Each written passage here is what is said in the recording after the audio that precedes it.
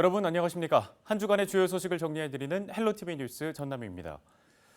순천 지역의 신규 쓰레기 매립장 건립 후보지 논란 잘 알고 계실 겁니다. 순천 서면과 주안면 주민뿐 아니라 인근의 광양 지역 주민들까지 결사 반대하고 있는데요. 부지 선정 갈등이 지속되고 있는 가운데 순천시가 파격적인 주민 인센티브를 제시했습니다. 하지만 반대 여론은 여전한 상태입니다. 서경 기자의 보도입니다. 내년이면 순천시 쓰레기 매립장의 매립 용량은 한계를 넘어설 것으로 전망됩니다. 기존 매립장 증축 사업을 추진하고 있지만 줄여서 사용해봐야 2년입니다. 당장 신규 매립장 부지를 확정하고 사업을 추진하더라도 완공까지는 5년이 걸리는 상황. 쓰레기 대란을 목전에 둔 순천시로서는 하루가 급한 상태입니다. 이런 상황에서 순천시가 쓰레기 매립장 인근 주민들에게 파격적인 인센티브안을 제시했습니다. 출연금 50억 원과 지역 개발 사업비 40억 원, 주민 편의시설 설치비 233억 원, 폐기물 수수료 연간 7.6억 원씩 20년 지원, 마을 수건 사업비 5억 원 등 전체 예산 595억 원을 마련한 겁니다. 이 예산은 주민들에게 월급처럼 매달 최대 200만 원을 지급할 수 있도록 했습니다. 이 밖에도 신규 매립장 운영에 주민 20명을 고용하고 환경감시원 4명을 추가 고용해 20년 동안 유지한다는 보관입니다.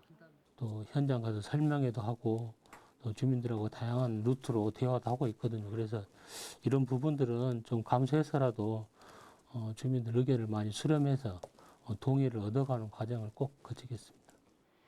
하지만 주민들은 여전히 반대 입장을 분명히 했습니다. 순천시가 가구당 월 200만 원을 받을 수 있다고 밝혔지만 이 계산은 100가구 기준일 뿐 현재 마을 전체 가구 수로 따졌을 때 300가구가 넘는 상황이라고 밝혔습니다. 또한 순천시와 주민들 사이 충분한 소통이 없었다며 후보지 즉각 철회를 촉구했습니다. 지금 그 동네 주민 설명회도 없었습니다만 주변 지역이 반경이 워낙 넓습니다. 저희가 이쪽에 지금 부산 건천 지역만 해가지고 308세대가 살기 때문에 저희 동네 최종 원원도는 한 가구당 5천만 원도 안 됩니다. 의원들은 신규 매립장 후보지인 구상리와 흥대리의 경우 자연 휴양시설지구로 확정된 상황이라며 휴양시설에 쓰레기 매립장을 짓는 것은 비상식적인 행정이라고 지적했습니다. 상류 쪽에 이렇게 자꾸 쓰레기 매립장이 설치된다는 것은 청지역 지역의 어떤 이런 여러 가지들의 문제점들을 한 번쯤 더 고려하고 실질적으로 이렇게 위치 선정했다는 자체가 시민들하고 또 공청회라든가 이런 부분들이 좀 부족했지 않느냐. 하루 평균 220여 톤, 막대한 양의 쓰레기가 발생하고 있는 순천시. 늦어도 연말까지는 부지를 확정하고 사업을 시작해야 하는 상황이지만 주민들의 극심한 반대가 계속되면서 고전을 면치 못하고 있습니다. 헬로티비 뉴스 서경입니다. 네, 2주 전 발생한 통학 차량 운전자의 음주운전 교통사고 소식. 저희 헬로티비 뉴스에서 단독으로 전해드린 바 있습니다. 어쩌면 아이들의 등하굣길이 위험할 수도 있겠다는 판단에 관련 내용을 조금 더 들여다보기로 했는데요. 차량 운행 전에 음주 여부가 제대로 확인되고 있는지를 중심으로 짚어봤는데 법적인 한계부터 개개인의 안일한 의식까지 허술한 부분이 한두 가지가 아니었습니다. 김신혜 기자가 보도합니다. 사고가 발생한 건 지난 11일 오전입니다. 아침을 먹으면서 술을 마신 A씨가 자신의 차량 운전대를 잡았다가 교통사고를 낸 겁니다. 일반적인 음주 교통사고로 보이지만 조사 결과 사고를 낸 운전자는 통학버스 운전자로 밝혀졌습니다. 당시 사고 현장입니다. 보시는 것처럼 현장에는 여전히 당시 사고 흔적이 남아있는데요. 가해 차량은 이곳에 주차된 차량 3대와 부딪혔습니다. 그리고 현장에 있던 보행자 한 명이 이 사고로 경상을 입었습니다. 할머니가 이제 여기 차가 붕붕붕 하니까 할머니들이 여기 서 계시는데 갑자기 차 확 나왔어. 일반적으로 통학버스 운전자는 등하굣길 운행을 모두 담당하는데 하굣길 운행 전에 일이 벌어진 겁니다. 해당 버스 업체는 사고가 난 뒤에야 A씨가 술을 마신 사실을 알게 됐다고 말했습니다. 술을 먹어서 운행을 못 하겠다고 통보가 오고 안 갔어. 언제 받으셨어요? 사고 나고 바로. 그래서 저희 취재진은 만약 사고가 나지 않았다면이라는 가정하에 이처럼 술을 마신 통학버스 운전자가 다시 하굣길 운행을 할 수 없도록 하는 절차가 있는지를 짚어봤는데요. 취재 결과 허점이 수두룩했습니다.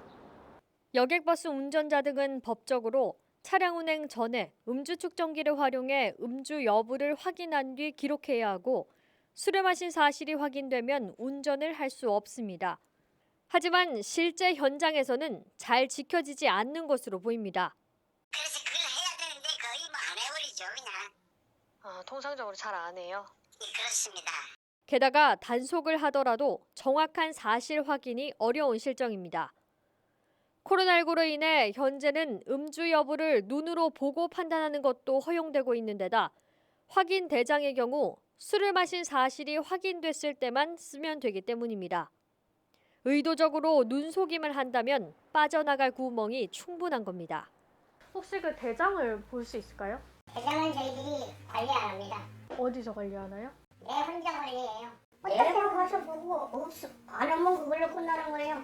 결국 지금으로서는 운전자와 업체의 양심과 책임의식에 맡길 수밖에 없는 셈입니다. 적어도 아이들의 등하굣길을 책임지는 통학버스 운전자에 대해서는 좀 더 강화된 제재와 단속이 절실해 보입니다. 이번 사고의 경우에도 만약 A씨가 하굣길 운행에 나섰다면 유치원생부터 초등학생까지 16명의 안전이 위태로울 수 있었습니다. 말도 안 되는 상황이죠. 예, 이제 저도 이제 아기를 가진 입장에서 그거는 상상도 하기 싫고. 현장 점검 360도 김신혜입니다.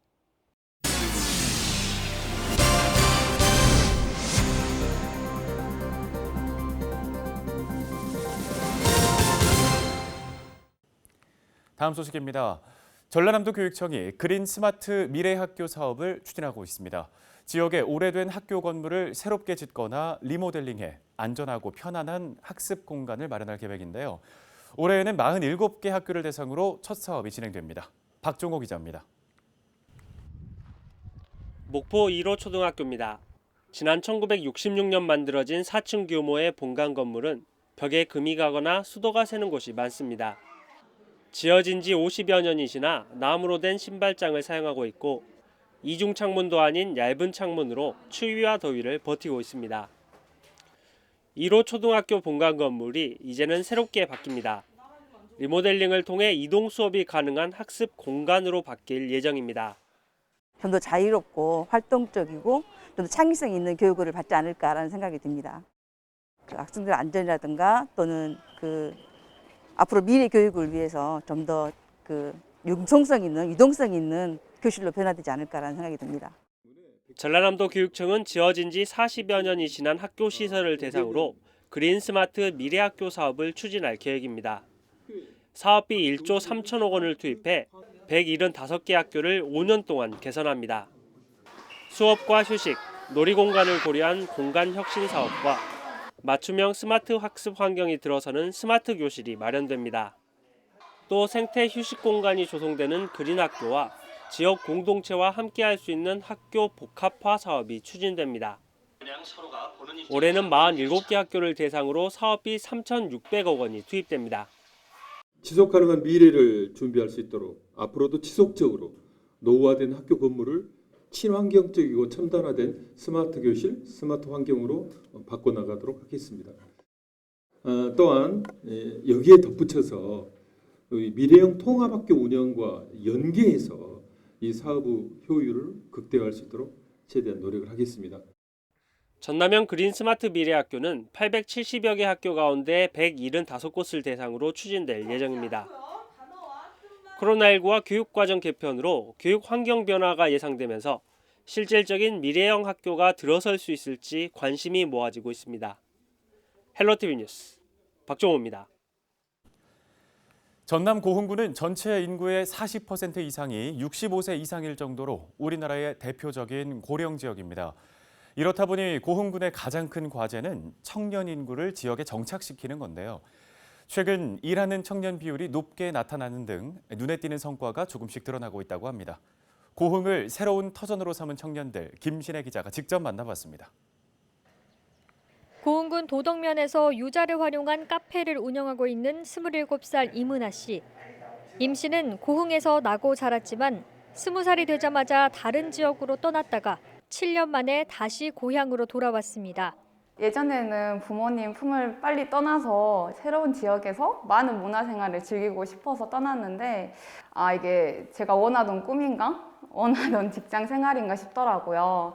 고흥 출신 정착 장려금을 보자마자 마음먹을 수 있게 큰 도움이 됐던 것 같습니다. 또 다른 가게에서는 인테리어 작업이 한창입니다. 베이커리 운영을 준비하고 있는 이경도 씨는 제주도에 살다가 지난해 말 고흥으로 귀촌했습니다. 한 번도 살아본 적이 없는 낯선 고흥을 새로운 터전으로 결정하게 된 데는 다양한 프로그램 참여 영향이 컸다고 말합니다. 전남 먼저 살아보기 고흥편을 한번 해봐라. 그래서 거기서 신청을 하고 거기 참여하면서 또 네트워크가 형성이 되고 이제 그 다음에 이제 청년 캠프, 고흥 청년 캠프에 이제 2달 참여하게 되고. 이처럼 최근 고흥에 정착하려는 청년들이 하나둘씩 늘어나고 있습니다. 실제로 통계청에서 발표한 지난해 청년 고용률 통계에서도 고흥군이 전남에서 가장 높고 전국에서도 울릉군 다음으로 가장 높은 것으로 나타났습니다. 고흥군은 인구 정책과를 신설하고 역점적으로 추진해온 사업들이 효과를 보인 것 같다고 평가했습니다. 기금을 활용해서 청년들에게 시창업 장려금과 주택 수리비를 지원하고 부모의 가업 승계나 농지 임차료 등 필요한 각종 자금을 지원해주고 있습니다. 청년 창업가들도 이에 공감했습니다. 그러면서 또 하나의 차별화된 이점으로 고흥군의 넓은 청년 연령대를 꼽았습니다. 청년 그 나이를 49살로 늘려놓은 거예요. 참여할 수 있도록. 그래서 저 같은 이제 40이 넘어도 참여하게 됐고 이렇게 여러 가지 다양한 혜택을 볼 수 있게 돼서 그것도 하나의 또 이유였던 것 같아요. 전국에서 가장 고령화된 도시인 고흥군이 청년이 모이는 고흥으로 한 걸음씩 다가서고 있습니다. 일단 유자 음료로 창업을 시작을 했으니까 고흥 유자로 유명한 카페가 되고 싶고요. 저 또한 청년들이 문화생활을 즐기는 장소가 되게 이곳을 만드는 게 목표입니다. 헬로티비 뉴스 김신혜입니다.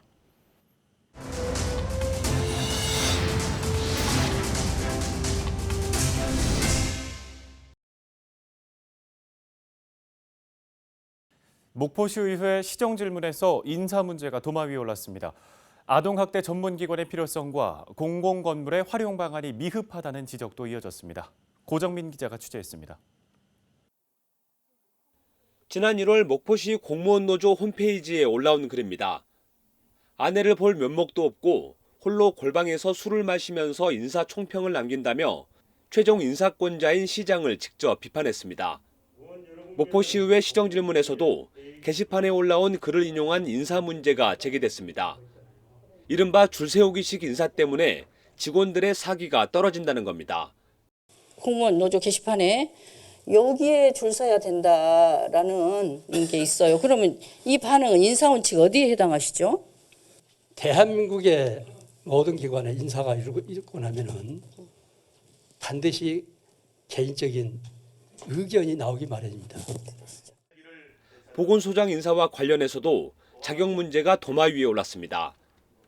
의사면허가 있거나 보건직렬 직원을 임용해야 한다는 규정을 어기고 일반 행정직이 직무 대리를 맡았기 때문입니다. 마치 무면허 운전자에게 운전을 시킨 것과 같다라고 합니다. 시장님, 법은 왜 있을까요?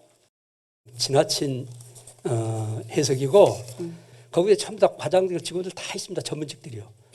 소장 문제인데 이 소장은 포괄적으로 관리를 하지 않습니까? 그럼 우리 행정직들도 지난 1년 만에 전국상을 다 공유를 했습니다. 공공건물이 20년 가까이 방치되고 있지만 뚜렷한 활용 방안이 없다는 지적도 이어졌습니다. 섬에 사는 여학생을 수용하기 위해 기숙사로 쓰였던 청해사가 목포시의 무관심 때문에 흉물로 전락했다는 겁니다. 전라남도가 문화시설로 활용하기 위해 정부 공모 사업에 도전하고 있지만 실패했을 경우에 대비해야 한다는 주장도 나왔습니다. 목포시에서 이걸 주도적으로 기안하고 기획하고 추진했던 내용이 하나도 없습니다. 앞으로 16년, 17년이 지나도 이렇게 똑같은 모습으로 있지 않을까 하는 염려 때문에 시정질문의 주제로 뽑은 겁니다. 60억을 정부 예산 들여서 저것을 완전히 이제 용도에 맞게 리모델링 해서 운영하면은 그 문제는 일단 좀 해소되지 않겠느냐. 정인이 사건으로 촉발된 아동학대에 대해서도 대책이 필요하다는 의견이 나왔습니다. 목포는 해마다 아동학대 신고 건수가 증가하고 있는 반면 대응은 광역단위 기관에서 도맡다 보니 인력 문제에 시달리고 있다는 겁니다. 실제로 목포는 서울과 경기 등 광역지자체 6곳보다 피해 아동 발견율이 높은 지역. 자체적으로 아동보호 전문기관을 설립해야 한다는 주장이 제기되자 목포시는 적극 검토하겠다고 밝혔습니다. 상담원 1인이 8개 지역 내 약 35가정 이상을 대상으로 가족기능 회복을 위한 사례 관리를 수행 중인 것으로 담당 인력의 부족 문제를 만성적으로 겪고 있고 피해 아동이 이렇게 많은지를 잘 몰랐네요. 우리 시 재정 여건도 좀 봐가면서 전남도와 협의해서 이런 아동보호 전문기관을 설립을 종합적으로 검토하도록 하겠습니다. 올해 첫 시정 질문에 나선 의원은 모두 4명. 주로 집행부 견제보다 제한성 질문에 그쳐 아쉬움을 남겼습니다. 헬로티비 뉴스 고정민입니다. 전남 도민들과 문화예술계의 오랜 염원이었던 전남 도립미술관이 드디어 문을 열었습니다. 문화예술에 대한 갈증을 해소해 줄 수 있는 공간으로 기대를 모으고 있는데요. 개관과 함께 전통과 현대를 아우르는 특별 전시도 선보일 예정입니다. 전남 도립미술관 개관 소식 김신혜 기자가 취재했습니다. 테이프 커팅과 함께 시작된 개관식, 전남 도립미술관의 출발을 알렸습니다. 예향 전남의 현대미술관이 문을 여는 역사적인 순간입니다. 옛 광양역사 부지에 세워진 전남 도립미술관은 지하 1층, 지상 3층 건물로 9개의 전시실과 카페, 도서실 등 다양한 문화 향유 공간으로 꾸며졌습니다. 미술관은 지역의 문화 수준을 가늠할 수 있는 척도라고 이렇게 합니다. 전남도는 도립미술관을 우리 도민들이 작가의 예술을 느끼면서 마음의 양식을 쌓는 소중한 공간으로 이렇게 만들겠습니다. 잘 아시다시피 전남 동부 지역은 상대적으로 문화의 시설이 매우 열악합니다. 예양 전남의 꽃을 피우는 것은 물론 전남의 미술 발전을 견인하고 더 나아가 세계 속에 빛나는 랜드마크로 만들어가는 도전의 시작이기도 합니다. 전남 도립미술관은 개관과 함께 과거와 현재, 미래를 아우르는 특별 전시도 마련했습니다. 전남 미술의 전통과 성과를 짚어보는 거장들의 전통 회화 전시부터 전통을 현대적으로 재해석한 평면, 미디어, 설치 작품, 그리고 프랑스 출신 뉴미디어 작가 로랑 그라소의 실험적인 전시까지 한국, 캐나다, 프랑스 등 3개 나라 작가 13명이 참가한 다양한 작품을 감상할 수 있습니다. 같은 날 폐산업시설이 예술공간으로 탈바꿈한 광양예술창고도 문을 열었습니다. 폐창고의 역사를 보존하기 위해 건물 내부 천장은 목재 구조를 그대로 유지하는 특징을 보입니다. 미디어 영상실인 A동에서는 광양의 주요 명소와 전희수 동화작가, 지역 어린이들의 작품을 영상으로 감상할 수 있고 소통 교류 공간인 B동에서는 북콘서트, 교육 프로그램 공간으로 사용할 수 있습니다. 광양예술창고는 도립미술관 보완 기능으로 지역 예술인들의 활동의 장을 마련하고 시민들에게 다양한 문화 콘텐츠를 제공할 것입니다. 전남 도민들의 문화예술 향유의 장이 될 도립미술관과 광양예술창고, 문화예술에 대한 지역민들의 오랜 갈증이 해소될 수 있을 것으로 기대를 모으고 있습니다. 헬로티비 뉴스 김신혜입니다. 광양 서천꽃길이 전라남도가 선정하는 4월 추천 관광지에 이름을 올렸습니다. 벚꽃이 피고 있는 광양 서천은 장미와 양귀비, 수레국화, 코스모스 등 계절별로 다양한 꽃을 감상할 수 있는 곳입니다. 광양시는 이번 선정과 관련해 서천 주변에 광양 불고기 특화거리와 전남 도립미술관이 있어 일석삼조의 여행 코스가 될 것이라고 강조했습니다. 헬로티비 뉴스는 언제나 지역 주민 여러분 곁에 있겠습니다. 함께해 주신 여러분 고맙습니다.